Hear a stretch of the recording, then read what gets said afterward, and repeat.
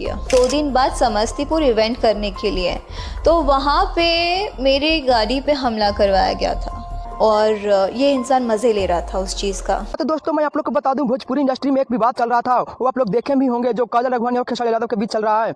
और मैं ये विवाद के बारे में बताना चाहता हूँ कि काजल अडवाणी लाइव आकर बोल रही है कि खेसारी यादव जी मुझे माफ़ कर दीजिए, हमसे गलती हो गया, आप ऐसा दोबारा गलती नहीं करेंगे। और खेसारी यादव जब अपने आप पर आते हैं तो बोलते हैं कि मैं इसको सारा जगह पे लिया हूँ, रोमांस किया हूँ, सब कुछ कर लिया हूँ, बेड पे लिया हूँ, फिल्म के साथ साथ बहुत कुछ कर लिया हूँ इसके साथ। जब खेसारी यादव अपने आप पर आकर बताने लगते हैं तो काजल अडवाणी ने देखे कैसे रोने लगे और रोकर बोल रहे हैं कि खेसारी यादव जी अब गलती हो गया, अब मुझसे गलती नहीं होगा, आप मुझे माफ़ कर दीजिए, आप अब ऐसा मेरे बारे में नहीं बताइए जो सब छिपा हुआ है। खेसारी यादव खुलेआम बोल रहे हैं कि चाहूँ तो मैं बहुत कुछ कर दूँ, पर मैं कुछ कर नहीं रहा हूँ। आप लोग देख सकते हैं कैसे कैसे खेसारी यादव बात बोल रहे हैं।